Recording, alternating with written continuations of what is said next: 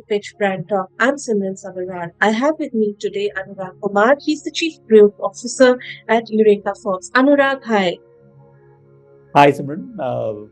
Thank you for having me on the show.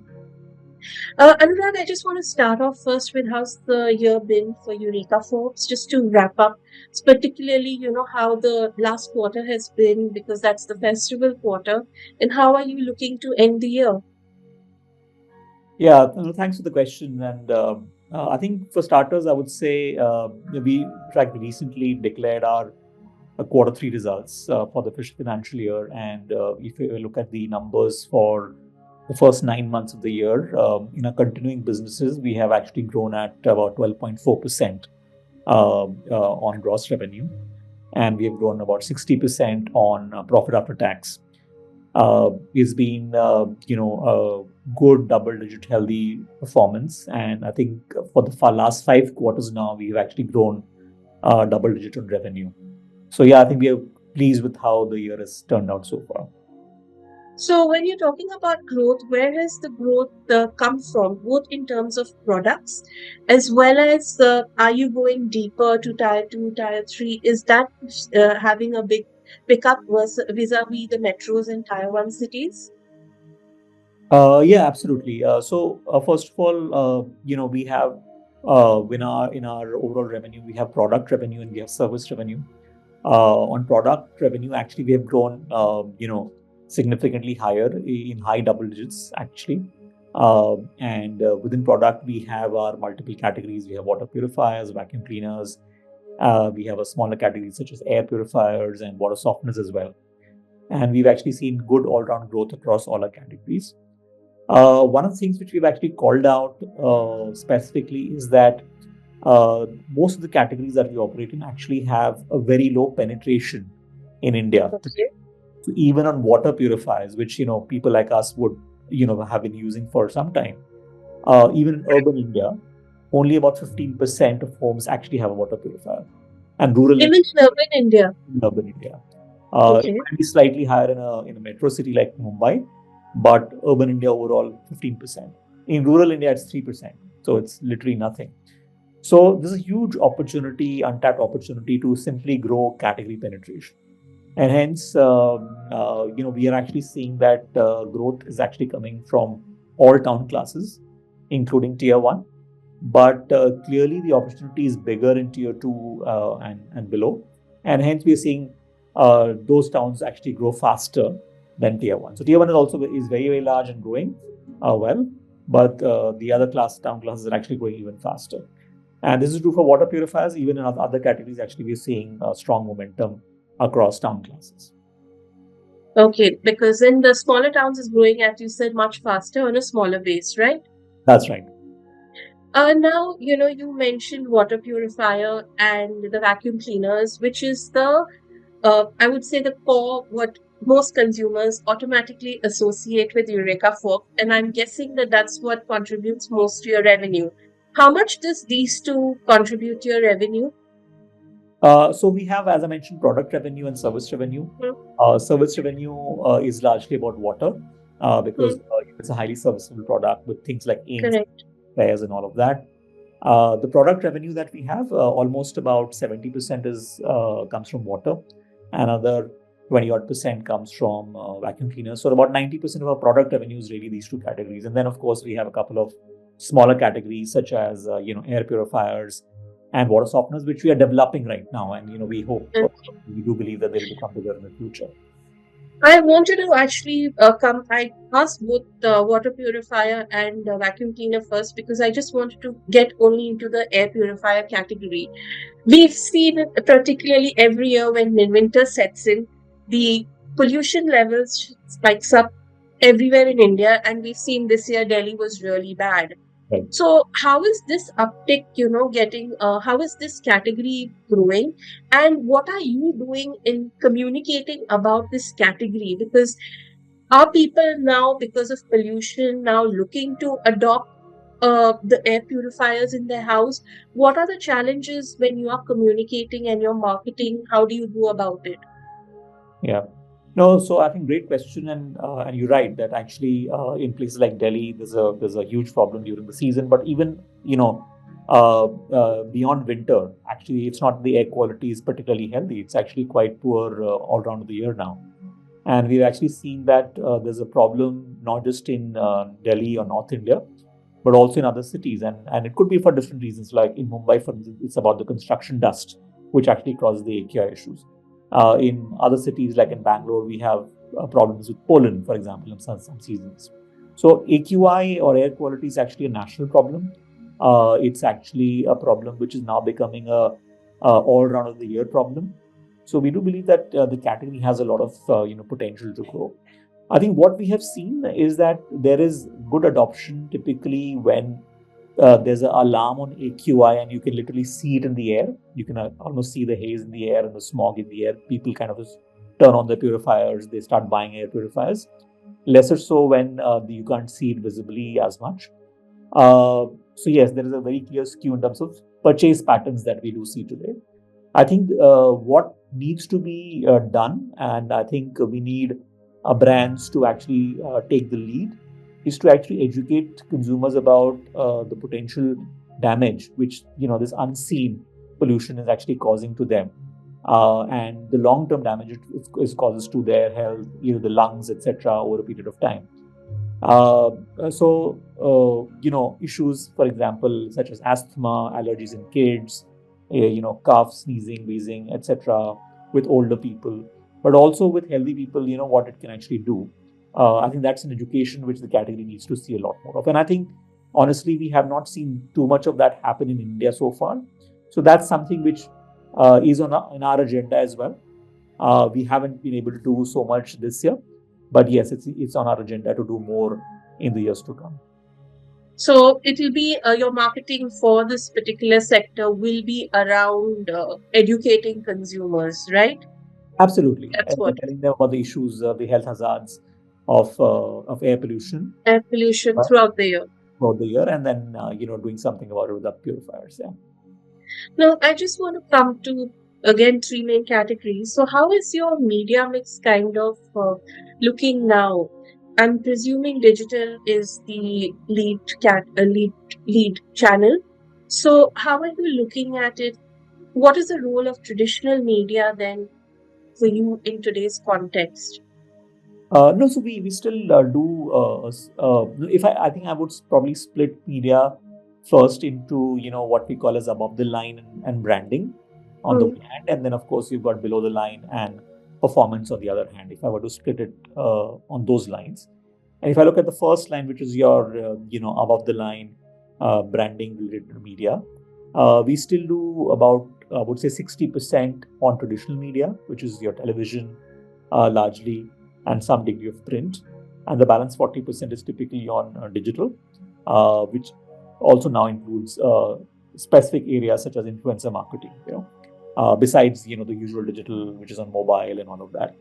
Uh, the 60% of which is on television and to some extent print, of course, we've seen some of that now start to flow into things such as connected TV as well. So it's not just linear TV; it's a combination of linear TV and connected TV. Digital has obviously been growing faster, and we do expect that with every passing year that percentage will keep increasing. But TV continues to be a very very important part of the mix, simply because I think the sheer reach it gives us is massive, and so our standard media plans are a baseline reach of television with a digital reach on top, get the total incremental reach, and then add impact mediums such as print or consideration mediums such as influencers, etc., on top of it, and then create the overall media mix. So that's how we look at our above the line of branding campaigns. There's of course performance marketing, which is largely digital led on things Yeah. like Google and Meta. We also do a lot of performance marketing, which is more which is presence on e-commerce platforms such as Amazon and Flipkart. So that's another big chunk. And then, of course, we have below the line offline activations, for example, in store or in communities like homes and societies. So that's an evergreen, part of our marketing mix, which is there. If I were to add performance as well into the media mix, then of course digital crosses more than 50%. But I would like to keep them separate because they work differently in terms of what they do for the consumer. One is about building the brand and getting the customer aware of the category, and the other is about ensuring that you click and you sell. So they behave slightly differently. Yeah, you mentioned, advertising. I'm specifically looking at, Amazon and your Flipkart, so retail media. How Right. much has been the growth that you're seeing in terms of your marketing spends being allocated in the last 2, 3 years? Currently, how much is that? And do you see this becoming larger? How much larger do you believe this will become? Because it wasn't there like 5 years back, right? It wasn't so much, It right? was, yeah, So it was less. how So I think what we're seeing is that media spend is really a function of how fast the e-commerce space itself grows for us, and because if e-commerce becomes a larger percentage of our total revenue, then we're likely to allocate more budgets in advertising on those platforms. So it's really a function of that. E-commerce is about 25% of our turnover now, from a product revenue standpoint, and of course a certain percentage of that does go towards media on the platforms. Typically, what happens is that as brands become larger and larger in that space, the percentage of spends that they will have will become slightly lower, even though the absolutes might increase, and therefore those are the kind of trajectories we'll also be seeing. I also just wanted to get your take on your e-commerce play and strategy over there. How much of your revenues do you see coming from there right now? As I mentioned, 25%. So 25% 25, product sorry. revenue, product revenue comes from there. There's service revenue, which is different, but product revenue 25%. Products from the e-commerce platform. And do you think that are you on quick commerce, or do you think you're going to go into that space? We have listed on quick commerce. So some of our SKUs which are below 10,000 rupee price point in vacuum cleaners and air Mhm. purifiers is what we have listed there. Quick commerce has some limitations right now. For example, you typically can't do products which need installation. For example, water purifiers or Okay. more expensive than 10,000, etc. We don't see that traction yet. But we're watching this space, and because it's obviously evolving very very rapidly, and so we'll watch the space, and we'll participate in it as the space evolves. Absolutely, but we already have listed our products there. You just mentioned price point and 10,000, but one change or one trend that we see across categories, be it liquor, even in FMCG food, is Right. the trend of premiumization. So, how is that? What's happening on that front at Eureka Forbes? What's the strategy on that front? No, so premiumization is a very much integral part of our strategy. In Mm. fact, if I were to really dissect our primary jobs, strategic jobs that we have on the brand, one, of course, is about driving the category penetration, and we talked about it. That's very, very low, and we want to grow the categories itself.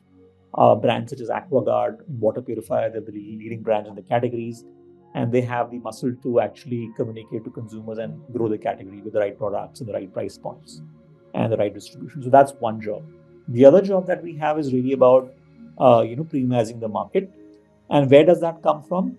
Typically, if I look at water purifiers, which is the largest category, we have a large replacement market as well. Someone who's replacing the water purifier comes in, looks for something which is better than what they had in the past, and that's a great opportunity when you can actually sell them a more premium water purifier, which typically will have better functionality, features, etc.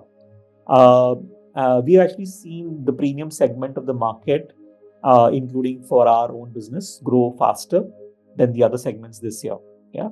And so it's a general trend we're seeing in durables and probably in other industries as well. And we've very much seen that for us as well. But, it typically doesn't happen automatically. It is typically driven by what you do. And if I look at, what we did this year, for example, on water purifiers, that we launched some new products which were quite groundbreaking in terms of the functionality they offered to the consumer, the designs they offered, and that's what people adopted. So we have this product which is called Aquaguard Blaze Insta. It gives you hot and ambient water instantly. Great design, and we saw huge uptake of that. We launched integrated under the counter, water purifier for modern kitchens, where the water is dispensed from a tap, on the sink. Uh, Great functionality, really did well for us. We launched a purifier which has got a glass finish. It's called AquaGuard Slim Tech. Again, has done very well for us. So you need to have the right products as well, which those consumers are then willing to buy. And I think what we've seen is, for example, on AquaGuard Blaze Insta and AquaGuard Designo NXT, they were the most expensive water purifiers in the market, and yet they were the ones which were actually selling the fastest. So, and that shows you the power of, the proposition, the design, and the functionality when they come together. Consumers in India today are willing to pay that premium, and we saw that this year. I just wanted to come even to get your thoughts on omni-channel marketing. While Correct. you look at the consumer journey, you also, because with the water purifier, you need somebody to keep coming in, like you mentioned, change the cylinder and all that, which Right. a lot of categories don't have. So that additional. So how do you ensure seamless communication? Because especially for many people, when it comes to changing your cylinder, that's one part. When it comes to service, that a lot of brands kind of slip up. While your first half is okay, but when it comes to service, that's where you see a lot of consumers who are not satisfied. No, I think that's a great question, and absolutely, I think for us, ensuring that our service quality is, improving, our overall customer experience is improving, is a very, very important part of our agenda. So while there's something around revenue, but customer experience, service quality is an absolutely agenda, which is, probably the number one agenda the company, kind of works on. What we have done is that we have tried to introduce a lot of automation and digitalization in our customer experience. So, for example, today, a customer who, let's say, buys a water purifier, can download the Eureka Forbes app, on which once they log in, they will be able to see, the machine they have. They can raise a service request, at the tap of literally one button. They can get visibility to, when the technician is likely to come, if they have a problem, if they have an AMC or an annual maintenance contract, or if the product is under warranty, and they get some free service visits. They know when that's going to happen, and they can actually tap and, ask for that visit to happen on the assigned day. They can choose the slots, all of that, through an app. So, and we've seen 70% of our customer calls now actually happen through the app. Of course, that needs to be backed by some very strong on ground service as well, where the technician comes in, and the experience has to be sound. But we've been investing a lot in actually building that capability as well. And by the way, Eureka Forbes today has one of the largest service networks in the country in durable. So we actually have service in 19,000 pin codes across the country. There's nobody else who actually has that width of coverage. So I think and it's a big differentiator for us as a company as well. The fact that we've built this capability over a period of time, 19,000. codes across the country. So pretty much, you can call us anywhere and we'll be there. So yeah, I think so. So it's a very, very important part of our mix, and we do believe that's one big differentiator for the company, and we continue to build on it. So when it comes to service, you service 19,000 pin codes, but if you can also give me an idea, currently what's your distribution strategy in terms of how many uh, how many stores do you have, on the ground? So if I look at our water purifiers, which is our most widely distributed product, we are present in about 25,000 stores. Uh, Okay. in a year, across the country. So pretty much in all urban town classes, you will find us. There's still a lot of room which we believe we have to grow further, because the category is expanding. Uh, Fine. Low penetration today, it's expanding. As the category expands, more and more stores are likely to stock your products. So we actually seeing a lot of opportunity to expand distribution in the years to come. So these are all not exclusive. You're talking about MBO stores, right? Oh yes, I'm talking about, That's what. yeah, yeah. Okay. And finally, I just want to ask you, looking ahead, what if I were to ask you, what are your three main priorities for Eureka Forbes this year? What would it be? No, I think the priorities don't really change as such. So as I mentioned, there are really two tasks from a product standpoint and one task from a service standpoint, which is really what we are focused on product. It's about driving category adoption and penetration, for all our categories: water purifiers, vacuum cleaners, and then of course you've got air purifiers and water softeners as well. The second is about driving premiumization. I gave you the example of water purifiers. It's also true in vacuum cleaners, for example, where we have products such as the robotic vacuum cleaners, which are really getting adopted very fast. So we're seeing a lot of premiumization there. The third is really about driving our service quality and service revenue, which is really ensuring that once a person buys a product, they're going to keep it over their lifetime, over a lifetime, and the experience they have is of a high standard, and we also have a revenue opportunity which comes along, as you mentioned, with the candle replacements and the filter replacements. So that's something which is also revenue opportunity. So that's really the third agenda. So those three agendas, from a business point of view, don't really change; they remain. Of course, they're supported by a lot of things. For example, digitalization, as I mentioned, great service quality. So, I mean, those are really, really important supporting agendas as well. And building distribution, building our presence in e-commerce, all of that is those supporting agendas. But those are three important tasks which the company works on. So that doesn't really change, whether it's this year or whether it'll be next year. My final question is, as a marketer, I would like to respond, and this is speaking about brand Eureka Forbes and Aquaguard. Right. There are certain brands which are synonymous with their categories. For example, if you say water, a packaged water, your first name which comes in your mind is always Bisleri. Similarly, if we have to say water purifier, for most people in India, the brand which would probably come first in their mind is Aquaguard. So, is this a challenge or is this a boon as a marketer? No, I think it's the greatest asset, frankly, that we have. So it's a massive, massive boon. I think we have, as you know, we have seen survey after survey, we have more than 60% top of mind awareness, which means the very first brand which comes to your mind, and that has held consistently across years. And so I think that's a massive boon, and that is what actually allows us to, for example, develop the category, because we can actually stand and say this is the reason why you need to buy a water purifier. Because if people are convinced of the need to buy a water purifier, there's a very high chance that they'll actually come to us any which way, because we are number one in terms of top of mind. So most other brands which are smaller, or if you were typically a smaller brand in a larger category, you will first have to fight for awareness and fight for market share and tell people that I exist and I am different, so please buy me. We don't need to do all of that. People already trust us. We have almost, I would say, unconditional trust and acceptance, built over years.